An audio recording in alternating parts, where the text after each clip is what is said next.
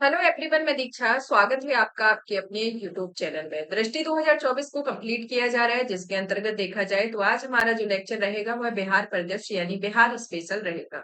जिसमें आपका ये जो मैगजीन था, इसमें स्टार्टिंग में ही आपका जो मेन प्रश्न है इसमें आपको दिखा दिया गया था कि इसमें जो आपका एग्जाम टारगेटेड है वो सेवेंथ, जो आपका 70वां बीपीएससी एग्जाम होने वाला है, यूपी पीसीएस का एग्जाम और यूपी के आरओ का जो एग्जाम है उसके संदर्भ में आपकी मैगजीन आई हुई है। मतलब कि उसी को टारगेट करके मैगजीन आती है, जिसमें प्रेजेंट में खास तौर पर देखा जाए तो यूपी स्पेशल देता है, लेकिन अभी आपका बिहार पीसीएस भी है तो इसमें बिहार स्पेशल भी दे दिया गया है।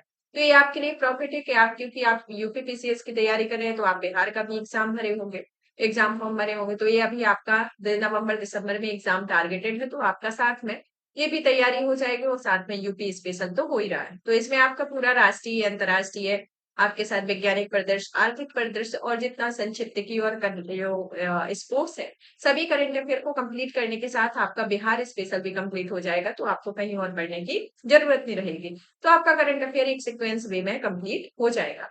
चलिए तो शुरू करते हैं। आज के हमारा ये टॉपिक है बिहार स्पेशल। बिहार स्पेशल में हमारा आता है कि राज्य की राजनीतिक, सामाजिक, आर्थिक, शैक्षणिक घटनाओं, विभिन्न मंत्रालयों के घटनाओं पर नजर डालेंगे। तो इसके अंतर्गत एक एक करके प्रत्येक टॉपिक को पढ़ते हैं।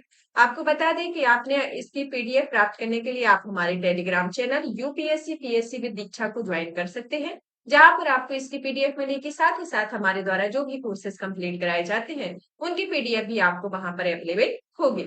चलिए तो पहला टॉपिक आता है बिहार मंत्रिपरिषद में महत्वपूर्ण निर्णय के बारे में कि 10 सितंबर 2024 को बिहार मंत्रिपरिषद द्वारा लिए गए निर्णय में ग्रामीण क्षेत्रों में निर्बाध संपर्कता हेतु मुख्यमंत्री ग्रामीण सेतु योजना को स्वीकृति दी गई है। तो इसके संदर्भ में आता है, तो किसको दी गई है?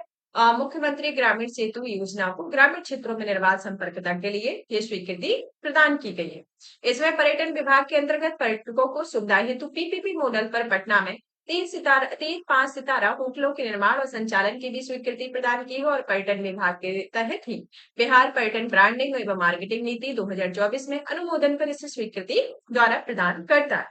और 21 अगस्त 2024 को मंत्रिपरिषद द्वारा लिए गए निर्णय के तहत पटना को विभाजित कर 4 अंचलों, जिसमें पटना सदर अंचल, पाटलिपुत्र अंचल, पटना सिटी अंचल, दीदारगंज अंचल को सृजित करने के प्रस्ताव को स्वीकृति प्रदान की गई है। साथ ही स्वास्थ्य विभाग के अंतर्गत बिहार की महिलाओं में होने वाली सर्वाइकल कैंसर की बीमारी से बचाए हुए तो 9 से 14 वर्ष की उम्र वाली बालिकाओं को ह्यूमन पेपिलोमा वायरस टीकाकरण किए जाने हेतु मुख्यमंत्री बालिका कैंसर प्रतिरक्षण योजना को स्वीकृति प्रदान की गई है। तो इसके अंतर्गत ये आता है।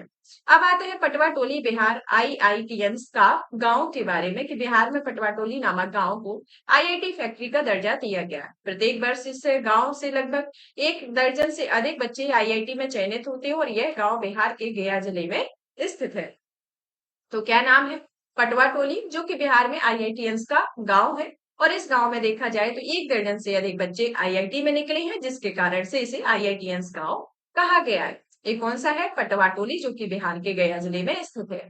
बिहार के पूर्व मुख्यमंत्री के निधन के बारे में जान लेते हैं, जो कि सुशील कुमार मोदी रहे हैं, जिनका उम्र 72 वर्ष की आयु में इनका नई दिल्ली में निधन हो गया, जो कैंसर की बीमारी से पीड़ित थे। नेक्स्ट आता है बिहार लोक परीक्षा अनुचित साधन निवारण विधेयक 2024 के बारे में कि बिहार विधानसभा द्वारा इसे पारित किया गया है। इस विधेयक में कदाचार में शामिल लोगों के लिए 3 से 5 वर्ष की कैद, 10 लाख रुपए तक के जुर्माने का प्रावधान किया गया। और यदि कोई सेवा प्रदाता वही सरकारी संस्था का हो या निजी एजेंसी का कदाचार में लिप्त पाया जाता है तो उस पर 1 करोड़ रुपए तक का जुर्माना और 4 वर्ष तक की उसकी सेवाएं समाप्त करने का प्रावधान बिहार लोक सेवा परीक्षा विधेयक के संदर्भ में इसमें दिया गया। और नेक्स्ट आता है आरक्षण सीमा को बढ़ाने के संबंध में बिहार सरकार के नोटिफिकेशन पर रोक लगा दी गई है। उसके संदर्भ में आता है कि पटना उच्च न्यायालय ने राज्य में सरकारी नौकरियों, शैक्षणिक संस्थानों में नामांकन के लिए अनुसूचित जाति, अनुसूचित जनजाति, अति पिछड़ा वर्ग, अन्य पिछड़ा वर्ग की आरक्षण सीमा को 50% से बढ़ाकर 65% करने की बिहार सरकार के नोटिफिकेशन पर रोक लगा दी है। अब आता है बिहार बजट, जो आपके एग्जाम के पॉइंट ऑफ व्यू से इंपोर्टेंट हो जाता है, क्योंकि बजट से आपके क्वेश्चन आते हैं, चाहे स्टेट पीसीएस का एग्जाम हो, चाहे आपका सेंट्रल एग्जाम हो, तो उसमें आपका बजट से रिलेटेड आ जाता है। लेकिन आपका जब स्टेट के अकॉर्डिंग एग्जाम होता है तो उसमें और ज्यादा इंपोर्टेंट हो जाता है आपका स्टेट का बजट। तो स्टेट के बजट के भी क्वेश्चन आएंगे, साथ ही साथ आपके केंद्रीय बजट के भी क्वेश्चन आएंगे। तो केंद्रीय बजट का आपको जो आर्थिक परिदृश्य कंप्लीट कराया गया, उसमें हमने उसका लेक्चर जो फर्स्ट है उसमें कंप्लीट करा दिया गया है, तो आप वहां से ये देख लेंगे और यहाँ ये बजट जो बिहार का है इस पर फोकस करके ध्यान दे देंगे।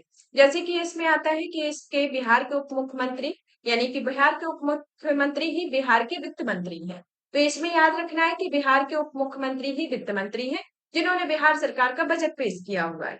इस बजट के अंतर्गत देखा जाए तो इन्होंने 2,78,725.72 करोड़ रुपए का बजट का अनुमान लगाया है, जिसमें बजट प्रस्तुत करने के अनुसार इसमें आर्थिक वृद्धि दर के मामले में बिहार वर्ष 2022-23 के दौरान पूरे देश में ये अग्रणी रहा है, और जहां बिहार की आर्थिक वृद्धि दर 10,34% दर्ज की गई है, वहीं राष्ट्रीय स्तर पर यह 7,24% रहा है। इसी अवधि के संदर्भ में देखा जाए तो असम 10,2% और दूसरे तथा नई दिल्ली तीसरे यानी कि 9.2 तीसरे स्थान पर रहा है। राज्य का आर्थिक वृद्धि दर राष्ट्रीय औसत की आर्थिक वृद्धि दर से 3.4% अंक अधिक है। और स्थिर मूल्य देखा जाए तो ये आर्थिक वर्ष में 2011 से 12 में बिहार की अर्थव्यवस्था के आकार वर्ष में 2012 से 13 के लगभग 2.57 लाख करोड़ रुपए से 1.7 गुना बढ़ाकर 2022-23 में लगभग 4.4 लाख करोड़ रुपए के हो गया है। वर्तमान मूल्य में इसकी सकल राज्य घरेलू उत्पाद के आकार में 2.7 गुनी वृद्धि देखी गई है, जिसमें राज्य की अर्थव्यवस्था का आकार वर्ष 2012-13 में 2.8 करोड़ लाख करोड़ रुपए से बढ़कर 2022-23 में 7.5 लाख करोड़ रुपए हो गया। और वर्ष 2022-23 में वर्तमान मूल्य पर राज्य सकल घरेलू उत्पाद जो रहा है वह 7,51,396 करोड़ रुपए की तुलना में 2023-24 में 8,58,928 करोड़ रुपए तथा वर्ष 2024 से 25 में 9,77,514 करोड़ रुपए इसमें अनुमानित किया गया। वित्तीय वर्ष 2024 से 25 के संदर्भ में जो प्रस्तुत बजट अनुमान है, उस बजट के अंतर्गत देखा जाए तो 2,78,725.72 वित्तीय वर्ष 2023-24 के बजट अनुमान को प्रस्तुत किया गया है, जिसमें 16,840.32 करोड़ रुपए अधिक है। वित्तीय वर्ष 2024-25 में स्थापना एवं प्रतिबद्ध व्यय का बजट अनुमान जो दिया गया है वह 1,78,706.09 करोड़ रुपए है, जो कि वित्तीय वर्ष 2023-24 के बजट अनुमान का इसमें दिखाया गया है 1,61,855.67 करोड़ रुपए और 16,850.42 करोड़ रुपए से अधिक है। तो इसका एक कंपैरिजन इसमें बताया गया है। वित्तीय वर्ष 2024-25 की वार्षिक स्कीम का कुल बजट अनुमान उसमें 1 करोड़ रुपए रखा गया है, और बजट के आकार में औद्योगिक क्षेत्र का आकार वर्ष 2012 से 2013 में 9,714 करोड़ रुपए से लगभग 4 गुना बढ़कर वर्ष 2022-23 में 37,743 करोड़ रुपए हो गया, और इसी अवधि में परिवहन एवं संचार क्षेत्र का आकार 20,732 करोड़ रुपए से बढ़कर 46,729 करोड़ रुपए हो गया है, जो कि 2 गुने से अधिक की वृद्धि को प्रदर्शित करता है। और वर्ष 2012 से 13 में पशुपालन क्षेत्र का जो आकार है वह 12,525 करोड़ रुपए से बढ़कर 2022-23 में 28,621 करोड़ रुपए तथा मत्स्य पालन क्षेत्र का आकार 3,768 करोड़ रुपए से बढ़कर 7,970 करोड़ रुपए हो गया, और दोनों ही क्षेत्रों में दोगुना से अधिक वृद्धि दर्ज की गई है। साथ ही भंडारण में 4 गुनी यानी कि 2012 से 2013 में 78 करोड़ रुपए से बढ़कर यह 2022-23 में 301 करोड़ रुपए की इसमें वृद्धि दर्ज की गई है। और एसआरएस के आंकड़ों के अनुसार जहां वर्ष 2015 से 17 में और 2018 से 20 में मध्य मातृ मृत्यु दर में 47 अंकों की गिरावट देखी गई है, वहीं राष्ट्रीय स्तर पर इसमें 25% अंक इसकी गिरावट रही है। और बिहार में संस्थागत परिश्रम में वृद्धि के लिए 2005 से 2006 में और 2019 से 2020 की अवधि में 56.3% अंकों की दर्ज की गई है, जबकि राष्ट्रीय स्तर पर 49.9% अंकों की वृद्धि रही और बिहार में 2015 से 16 में और वर्ष 2022 से 2023 के मध्य में उच्च माध्यमिक प्राथमिक स्तरों पर ड्रॉप आउट में गिरावट क्रमशः 39.4% और 40%, 25% दर्ज की गई है। और 7 निश्चय की हर घर नल जल का योजना के सफल क्रियान्वयन के लिए परिणाम स्वरूप नल से जल का आच्छादन वर्ष 2015 में 2% से बढ़कर अब 7% हो गया है। भारत रैंकिंग के जल शक्ति मंत्रालय ने जल जीवन सर्वेक्षण रैंकिंग में देश के सर्वोपरि 5 जिलों में बिहार के 4 जिलों जिनमें समस्तीपुर, शेखपुरा, सुपौल और बांका इसमें शामिल है। तो नीति आयोग की रिपोर्ट के अनुसार बिहार में आर्थिक सामाजिक क्षेत्रों में नीतिगत सुधार के फलस्वरूप वर्ष 2015 से 16 का ये बहुआयामी गरीबी सूचकांक 51.89% से घटाकर 2019-21 में 33.79% हो गया है। गरीबी दर में गिरावट दर्ज करने के लिए राज्यों में बिहार को सर्वोपरि रखा है और इस अवधि में जहां बिहार में गरीबी दर 18.13% रही है, वही अंकों की गिरावट देखी गई है, तो वहीं दूसरे देश में मात्र 9.89% अंकों की गिरावट दर्ज की गई और इस अवधि में राज्य के 2.25 करोड़ लोग गरीबी से बाहर निकले और बिहार में उद्यमिता के वातावरण को सुदृढ़ करने और उद्यमियों को बिहार में निवेश हेतु आकर्षित करने के उद्देश्य से बिहार बिजनेस कनेक्ट 2023 का आयोजन किया गया है, जिसमें 50,530 करोड़ रुपए के समझौते ज्ञापन पर हस्ताक्षर किए गए और राज्य में पर्यटन क्षेत्र के सर्वांगीण विकास हेतु निवेश को प्रोत्साहन देने के लिए परियोजना बिहार पर्यटन नीति को लागू किया गया और इस नीति में 10 करोड़ रुपए तक के निवेश पर 30% की सब्सिडी है और 50 करोड़ रुपए और उससे अधिक के निवेश पर 25% की सब्सिडी, जिसमें जो अधिकतम सब्सिडी है वो 10 करोड़ रुपए की तथा 25 करोड़ रुपए की प्रावधान की गई और इसके अतिरिक्त देखा जाए तो अन्य वित्तीय प्रोत्साहन जैसे स्टाफ शुल्क, पंजीकरण शुल्क, भूमि रूपांतरण शुल्क और आपका विद्युत आपूर्ति शुल्क जो है वह 5 वर्षों में 100% की छूट का प्रावधान करता है और राज्य सरकारों द्वारा SGST प्रतिपूर्ति कीमत में 5 वर्षों में 80% छूट देने का निर्णय है। जहाँ राज्य में वर्ष 2015-16 में नवीनीकरण स्रोत में 13% विद्युत उत्पादन होता है, वहीं वर्ष 2024 से 25 तक इसे 35% कराने का लक्ष्य रखा है और राज्य के आर्थिक विकास के सुदृढ़ एवं समावेशी बनाने हेतु वर्ष 2024 से 25 में कुल बजट की लगभग 63.46% राशि वर्ष विकास मूलक मदों में सामाजिक आर्थिक उन्नति हेतु 2024-25 में कुल बजट 61.56% राशि को अनुमानित किया गया। ये आपका पूरा ओवरऑल डेटा है और इसी तरीके के आपके क्वेश्चन पूछे जाते हैं। तो जिस तरीके से आपका डेटा बताया जा रहा है उसको आपको याद कर लेना है और ये डेटा इस तरीके से याद होगा कि आप एक लेक्चर को जब 1 से 2 बार देखेंगे, 2 से 3 बार देखेंगे तो आपको और चीजें याद होंगी। तो आपको जिस तरीके से बताया जा रहा है तो आप उसको सुन लेंगे, पीडीएफ दी जाएगी तो उसको एक बार रीड कर लेंगे, फिर से इसको देखेंगे तो आपको ये चीजें याद हो जाएंगी, ज्यादा टिपिकल भी नहीं रहेगा और आपको भूलेगा भी नहीं। तो आपको इसको 1 से 2 बार, 2-3 बार इसको एटलीस्ट देखना है क्योंकि ज्यादा बड़ा है नहीं, 25-30 मिनट में ये आपका लेक्चर होता है। तो बिहार स्पेशल करंट अफेयर आपका एक साथ कंप्लीट हो जाएगा जिसमें इधर उधर पढ़ने की आपको ज्यादा नीड ही नहीं रहेगी। राज्य सरकार ने वर्ष 2024-25 में शिक्षा पर सर्वाधिक व्यय किया हुआ है 52,639.03 करोड़ रुपए का। स्वास्थ्य विभाग हेतु इसमें 14,932.09 करोड़ रुपए, ग्रामीण विकास विभाग हेतु 14,296.71 करोड़ रुपए, ऊर्जा विभाग हेतु 11,422.68 करोड़ रुपए, समाज कल्याण विभाग हेतु 8,238.57 करोड़ रुपए इसके लिए दिए गए। अब आता है इसमें जो बिहार का एक डेटा दिया गया है जिसमें रुपया कहाँ से आता है, कहाँ को जाता है, इसके बारे में। तो कहाँ पर सबसे ज्यादा रुपया कहाँ से आता है तो इसके बारे में जान लेते हैं। तो रुपया जो सबसे ज्यादा इसमें केंद्रीय करों के जो राज्यों का अंश मिलता है वहां से यहाँ पर सर्वाधिक पैसा आता है, मतलब कि 44.52% आता है। फिर आता है आपका दूसरे नंबर पर राज्य सरकार के कर राजस्व से आता है, इसके बाद आता है केंद्र सरकार की सहायता अनुदान से, फिर लोक ऋण से आता है जो कि 18.53% से और राज्य भिन्न राजस्व जो है 2.63% है और ऋणों की वसूली जो आती है 0.16% आती है। तो इस तरीके से रुपया यहाँ से आता है। अब कहाँ को जाता है जो कि सर्वाधिक देखा जाए तो आपका सामाजिक सेवाओं में 38.89% होता है, फिर आता है सामान्य सेवाओं में 29.95%, फिर आता है आपकी आर्थिक सेवाएं जहां पर 22.68%, फिर लोक ऋण की वापसी में 8.03%, ऋण और पेंशनियों में 0.44% और सहायता अनुदान और अनुष्ठान में 0.01% होता है। तो इस तरीके से देखा जाए तो यहाँ पर रुपया आता है और यहाँ से रुपया जाता है। तो इसमें सर्वाधिक रुपया जो आता है वह केंद्रीय करों की राज्य के अंश से आता है जो कि 40.52% है और इसमें जो रुपया कहाँ जाता है इसके संदर्भ में देखा जाए तो ये 38.89% सामाजिक सेवाओं में पैसा जाता है।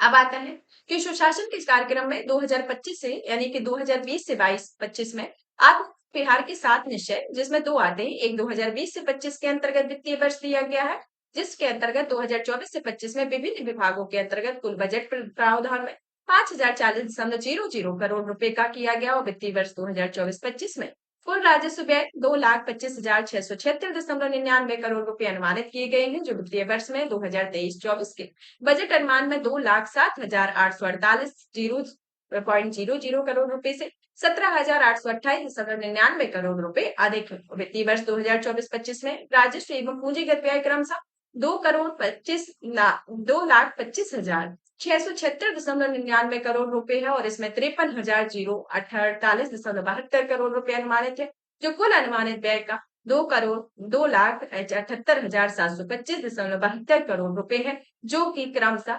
80.97 एवं 19.03% के अंतर्गत इसमें एक रेशियो को रखा गया। तो आपको ये डेटा याद नहीं रखना है, तो आपको इसका परसेंटेज याद रख लेना है कि इसका परसेंटेज कितना होता है। 80.97 एवं 19.09 इसका एक परसेंटेज है, तो आपको परसेंटेज याद रख लेना है।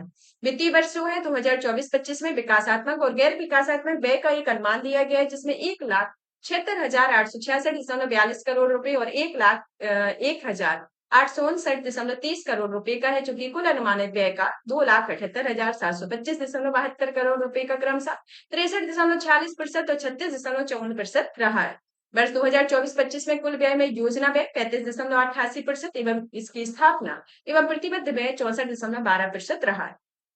वित्तीय वर्ष जो है 2024-25 के लिए कुल राजस्व प्राप्तियां 2,26,798.40 करोड़ रुपए अनुमानित की गई है, जो वित्तीय वर्ष में 2023-24 के बजट अनुमान में 2,12,326.97 करोड़ रुपए से 14,471.44 करोड़ रुपए से ये अधिक रही है। वित्तीय वर्ष 2024-25 में राज्य के अपने स्रोतों से कर राजस्व के रूप में 54,300 करोड़ रुपए प्राप्ति का अनुमान है और वित्तीय वर्ष 2023-24 के बजट अनुमान में 49,700.05 करोड़ रुपए की तुलना 4,599.95 करोड़ रुपए से ये अधिक है। वित्तीय वर्ष 2024-25 में राज्य के अपने स्रोतों से गैर कर राजस्व के रूप में 7,325.86 करोड़ रुपए प्राप्त होने का अनुमान है, जो कि 2023-24 के बजट अनुमान में 6,511.74 करोड़ रुपए की तुलना में 814.12 करोड़ रुपए इसमें अधिक है। वित्तीय वर्ष 2024-25 में राज्य को केंद्र सरकार के केंद्रीय करों के हिस्से के रूप में 1,13,011.92 करोड़ रुपए प्राप्त होने का अनुमान है, जो कि वित्तीय वर्ष में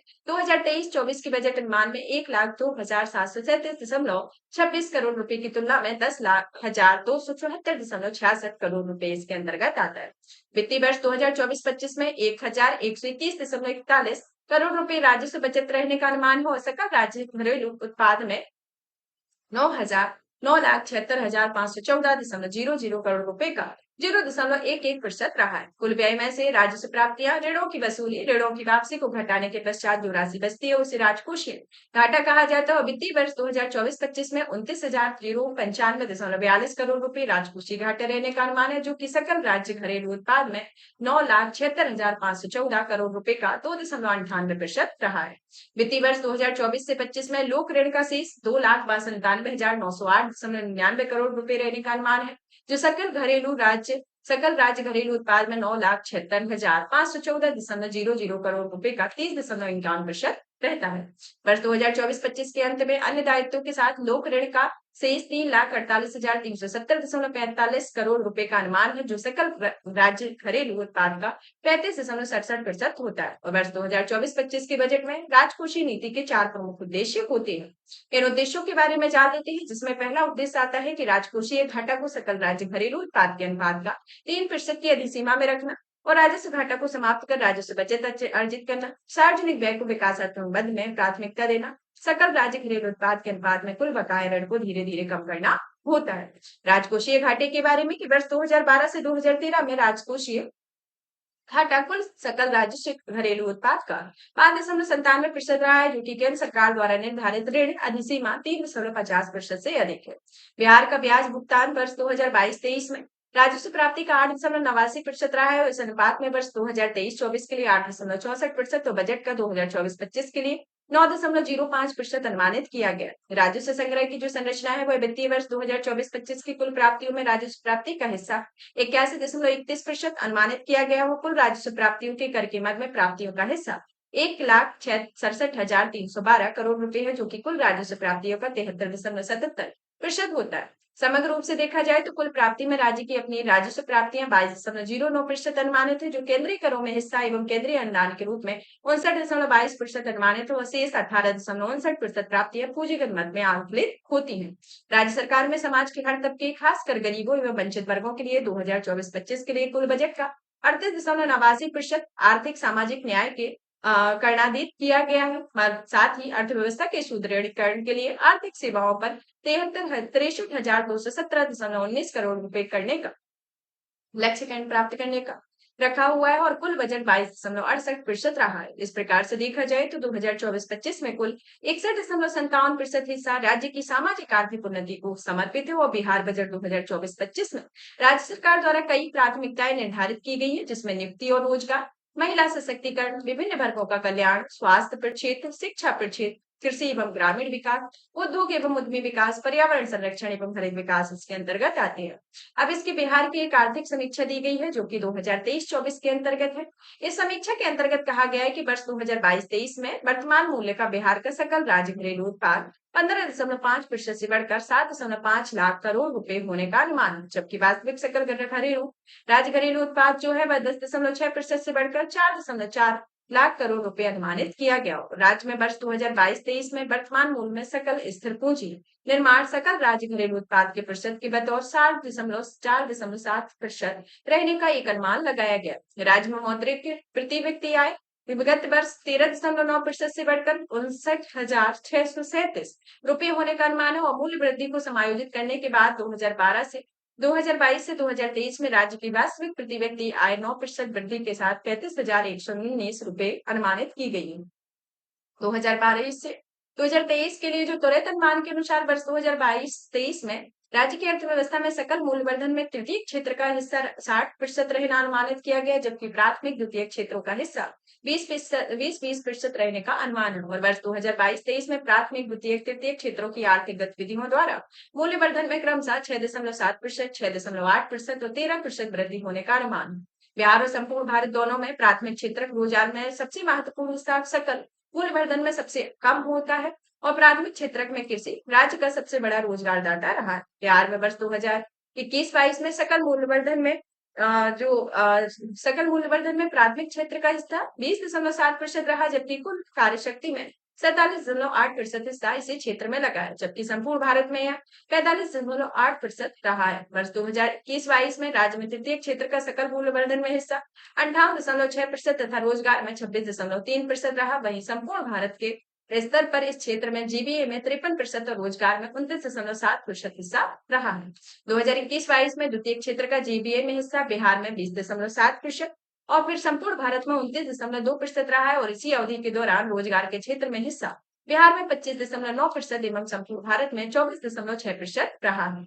वर्ष 2022-23 में राज्य सरकार के कुल व्यय में राजस्व व्यय 79.3% और पूंजीगत व्यय 20.7% था और वर्ष 2022-23 में राज्य सरकार द्वारा पूंजीगत व्यय गत वर्ष में 41.4% से बढ़कर 47,928 करोड़ रुपए और राजस्व लेखे में व्यय गत 15.5% बढ़कर 1,88,976 करोड़ रुपए पहुंच गया है। राज्य सरकार के राजस्व व्यय का महत्वपूर्ण हिस्सा सामाजिक सेवाओं पर खर्च हुआ है, जिसमें 2022-23 में 48% और इस मद में जो व्यय गत रहा है वह 16.1% से बढ़कर 2022-23 में 88,348 करोड़ रुपए पहुंच गया है।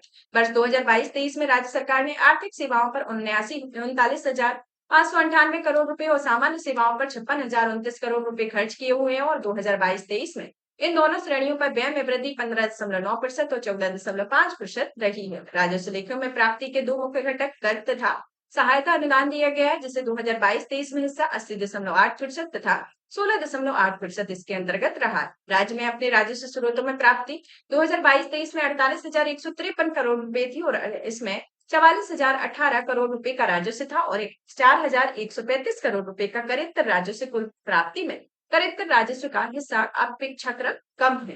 राज्य सरकार द्वारा वेतन तथा पेंशन में कुल व्यय 9.9% बढ़कर 2022-23 में 47,924 करोड़ रुपए हो गया है और 2022-23 में राज्य सरकार जो वेतन व्यय है वह 24,816 करोड़ रुपए और पेंशन व्यय 23,109 करोड़ रुपए था और ये व्यय जो है वह वर्ष 2022-23 में राज्य सरकार के राजस्व लेखे में कुल प्राप्ति का 27.8% और राजस्व व्यय की 26% ही रहा है। गंगा के मैदानी भाग में उर्वर मिट्टी में युक्त समुद्र तट रहित राज्य बिहार फसलों की खेती के हेतु सुसज्जित है, जहां पर 2021-22 में शुद्ध बुआई क्षेत्र 50.7 लाख हेक्टेयर रहा है, जो कि राज्य के कुल भौगोलिक क्षेत्रफल का लगभग 54.2% तथा फसल सघनता 1.45 रही है। आवधिक श्रम बल सर्वेक्षण वर्ष 2022-23 में के अनुसार बिहार में श्रम बल सहभागिता दर कुल आबादी का 50.9% थी, वहीं राज्य में श्रमिक जनसंख्या अनुपात 48.7% है। आपूर्ति के घंटों और गुणवत्तापूर्ण बिजली की उपलब्धता बढ़ जाने से ऊर्जा की प्रति व्यक्ति खपत का एक दशक 145.5% बढ़कर वर्ष 2011 से 12 में 134 किलो वाट प्रति घंटा से वर्ष 2021-22 में 329 किलोवाट प्रति घंटा हो गई है। और बिहार के लिए जन्मकालीन जीवन संभाव्यता में काफी बदलाव हुआ है और 2010 से 14 में 68.1 वर्ष से 1.4 वर्ष बढ़कर 2016 से 20 में 59.5 हो गया है, 69.5 हो गया है। अब बिहार के अपेक्षाकृत समृद्ध और गरीब के जिले के बारे में है, जिसमें प्रति व्यक्ति सकल घरेलू उत्पाद 2021-22 में पटना, बेगूसराय, मुंगेर में सबसे समृद्ध जिला रहा है। सबसे गरीब जिला जो रहा है वो शिवहर, अररिया, सीतामढ़ी में। वर्ष में प्रति हजार व्यक्ति पेट्रोल की खपत में 2022-23 में पटना, मुजफ्फरनगर, पूर्णिया का स्थान है। फिर यहाँ पर देखते हैं तो बांका, लखीसराय, शिवहर है। फिर वर्ष में प्रति हजार व्यक्ति की डीजल की खपत दी गई है और वर्ष में प्रति हजार रसोई गैस की खपत इसके अंतर्गत दी गई है। अब आता है स्थिर यानी कि वर्ष 2011-12 में मूल्य पर राज्य में जिला वार प्रति व्यक्ति सकल जिला घरेलू उत्पाद का अनुमान का पता चलता है, जिसमें प्रति व्यक्ति आय में काफी अंतर है। सबसे हाल के अनुमान में यह शिवहर यानी कि 18,980 रुपए, पटना के 1,14,541 रुपए तक है। राज्य के 6 जिलों जिसमें पटना, रोहतास, मुजफ्फरनगर, बेगूसराय, मुंगेर, भागलपुर में प्रति व्यक्ति आय वर्ष 2021-22 में राज्य के औसत से अधिक थी। इसी प्रकार पेट्रोलियम उत्पादों में प्रति व्यक्ति वार्षिक खपत के मामले में राज्य में काफी अंतर है। पेट्रोल की प्रति हजार वार्षिक खपत का जो बांका है वह 4.7 मीट्रिक टन है। तो इस तरीके से ये आपका पूरा एक डेटा दिया गया है। अब आते हैं कि आर्थिक सर्वेक्षण 2023-24 के हाल के वर्षों में राष्ट्रीय जनसंख्या आयोग द्वारा अनुमानित आंकड़े का उपयोग किया गया है। इन अनुमानों आंकड़ों में कुल आबादी में बिहार का हिस्सा 2011 की जनगणना में 8.6% से बढ़कर 2023 में 9.4% हो गया है। जनसंख्या घनत्व में वर्ष 2011 की जनगणना में 1,106 प्रति व्यक्ति वर्ग किलोमीटर से बढ़कर यह अनुमानित 2023 में अनुमानित जनसंख्या में 1,388 व्यक्ति प्रति वर्ग किलोमीटर हो गया और राज्य में लिंगानुपात 953 महिला प्रति व्यक्ति 1,000 पुरुषों में होने का अनुमान है, जबकि वर्ष 2011 में जनसंख्या में 918 था।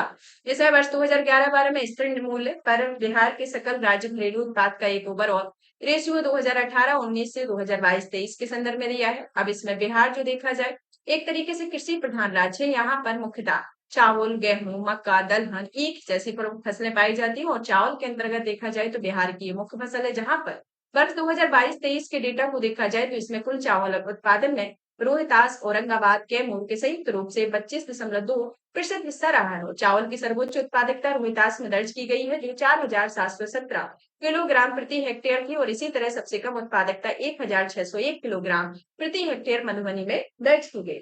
गेहूं की उत्पादकता के बारे में बात की जाए तो यह बिहार की रबी की फसल है, जहां पर 2022-23 में गेहूं की सर्वाधिक उत्पादकता खगड़िया जिले जो कि 3,960 किलोग्राम प्रति हेक्टेयर में तथा सबसे कम उत्पादकता जमुई जिले में 1,980 किलोग्राम प्रति हेक्टेयर में दर्ज की गई है। मक्का जो है वह वर्ष 2012 से 23 में मक्का के संदर्भ में अररिया जिले में सर्वाधिक उत्पादकता दर्ज की है और 2022-23 में दलहन के दृष्टिकोण से सर्वाधिक उत्पादकता वाले जिलों बेगूसराय, नालंदा, सिवान रहे हैं। फिर आता है ईख के उत्पादन में बिहार की प्रमुख व्यावसायिक फसल है, जो कि गन्ना उद्योग विभाग के अनुसार राज्य में ईख का उत्पादन वर्ष 2022-23 में 214.76 लाख टन था, जबकि औसत उपज 98.73 टन प्रति हेक्टेयर थी। 2022-23 में ईख उत्पादन में सर्वश्रेष्ठ 3 जिले पश्चिमी चंपारण राज्य के कुल ईख उत्पादन का पूर्वी चंपारण फिर गोपालगंज रहा है। वर्ष 2022-23 में बिहार में निम्नलिखित फलों के शीर्ष उत्पादक राज्य में जिसमें केला उत्पादक शीर्ष जिले मधुबनी, वैशाली, मुजफ्फरनगर, अमरूद उत्पादक जिले में नालंदा, मुजफ्फरनगर, रोहतास, लीची उत्पादन के शीर्ष जिले में आता है आपका मुजफ्फरनगर, पूर्वी चंपारण और वैशाली। बिहार में आम उत्पादक शीर्ष जिले में आती है आपके दरभंगा, पूर्वी चंपारण और बिहार आते हैं। बिहार में भूमि उपयोग पर्यटन 2021-22 में देखा जाए तो इसमें आता है आपका शुद्ध बुआई क्षेत्र 54.2%, कृषि क्षेत्र हेतु अनुपलब्ध भूमि 23.3, फिर आता है आकृषित भूमि प्रति छोड़कर 2.9, वन 6.6, कृषि आकृत क्षेत्र 0.5 और प्रति भूमि 12.6% है। अब इसमें सरकारी व्यय में विभिन्न शीर्षों के प्रतिशत का हिस्सा दिया गया है, तो इसमें एक हिस्सा है और कंपैरिजन भी दिया गया है कि 2018-19 में क्या था और 2022-23 में क्या है। जैसे इसमें आपका दिया गया है सामान्य सेवाओं में 25%, सामाजिक सेवाओं में 37.7% और यहाँ पर जो देखा जाए तो 38.1 है और यहाँ पर सामान्य सेवाएं 24.2 है और यहाँ पर ऋण एवं अग्रिम 0.9 है और यहाँ पर ऋण एवं अग्रिम 1.0। लोक ऋण की अदायगी यहाँ पर 4.60 है तो यहाँ पर यह बढ़ जाती है तो 6.2 आ जाती है। पूंजीगत परिव्यय जो यहाँ पर है वह 13.6 और यहाँ पर भी 13.6 है। तो यहाँ पूंजीगत परिव्यय सिर्फ सेम है और सभी में डिफरेंसेस है। फिर आता है आपका आर्थिक सीमाएं 18.1 और इसमें आर्थिक सीमाएं 17.1 है। तो इस तरीके से देखा जाए तो यहाँ पर 1% हिस्सा आता है। अब आता है बिहार जाति आधारित गणना 2022 में, जिसमें सामाजिक आर्थिक शैक्षणिक आंकड़े दिए गए। 7 नवंबर 2023 को बिहार विधानसभा में शीतकालीन सत्र में राज्य सरकार द्वारा राज्य सरकार की जाति आधारित सर्वेक्षण रिपोर्ट 2022 को प्रस्तुत किया गया है, जिसमें सामाजिक आर्थिक शैक्षणिक आंकड़े प्रस्तुत किए गए। 2 अक्टूबर 2023 को बिहार सरकार द्वारा जाति आधारित गणना 2022 से संबंधित आंकड़े प्रस्तुत किए गए हैं, जिस आंकड़ों में बिहार की जनसंख्या 13 करोड़ से अधिक है, जिसमें 27.13%, अन्य पिछड़ा वर्ग में 36.01%, अत्यधिक पिछड़ा वर्ग में 15.52%, सामान्य वर्ग में शामिल है और अन्य पिछड़ा वर्ग में 33.16%, अन्य पिछड़ा वर्ग में 35.58% गरीब परिवार से आते हैं। सामान्य वर्ग में 25.09% गरीब परिवार, अनुसूचित जाति अनुसूचित जनजाति में 42.93% और 42% का एक गरीब परिवार, इसमें अनुसूचित जाति और अनुसूचित जनजाति के संदर्भ में एक क्रमशः तौर पर दिखाया गया है। अब आता है सामान्य श्रेणी में हिंदू में बिहार की प्रमुख जाति भूमिहारों में सबसे अधिक गरीब रही है, गरीबी 27.58। सामान्य श्रेणी में हिंदू के तहत सबसे समृद्ध कायस्थ समाज को पाया गया है, जिसमें राज्य में कायस्थ समाज के कुल परिवारों की संख्या 1,70,985 है, जिसमें 2,23,639 के परिवार 13.38% इसमें गरीब आते हैं। बिहार जाति आधारित गणना 2022 में देखें कि इसे गांधी जयंती के शुभ अवसर यानी कि 2 अक्टूबर 2023 को बिहार राज्य सरकार द्वारा बिहार में कराई गई जाति आधारित गणना 2022 के आंकड़े प्रकाशित की गई और 2 अक्टूबर 2023 को बिहार जाति आधारित गणना 2022 के अनुसार बिहार राज्य कुल जनसंख्या 13,7,25,310 है, जिसमें हिंदुओं की आबादी लगभग 82% है, मुस्लिम आबादी लगभग 17.70%, शेष 0.3% अन्य धर्मों की आबादी है, जिसमें आंकड़े राज्य में अन्य धर्मों की प्रतिशत से भी कम है। बिहार जाति आधारित गणना 2022 में इसमें कोटवार में जनसंख्या दी गई है, जिसमें पिछड़ा वर्ग में आपका प्रतिशत 27.126, अत्यधिक पिछड़ा में 36%, अनुसूचित जाति में 19%, अनुसूचित जनजाति में 1.68%, फिर आता है अनारक्षित में 15.524% और कुल में 100 है, हिंदू में 82 और मुसलमान में 17.7 है। तो यहाँ पर देखा जाए तो आपका बिहार से रिलेटेड टॉपिक जो है वह फिनिश होता है। अभी आपने अगर ये उत्तर प्रदेश स्पेशल का नहीं देखा है तो ये लेक्चर 9 है, तो आप देख सकते हैं। प्लेलिस्ट बनी हुई है, वहां आपको प्रत्येक लेक्चर मिलेंगे। यहाँ पर इस सेशन को कंप्लीट करते हैं, यानी कि आज की क्लास को कंप्लीट करते हैं। इसकी पीडीएफ आपको हमारे Telegram channel UPSC PSC with Diksha पर अवेलेबल हो जाएगी। आप इस सेशन को ज्यादा से ज्यादा शेयर करें, वीडियो को लाइक करें, चैनल को सब्सक्राइब करें। धन्यवाद।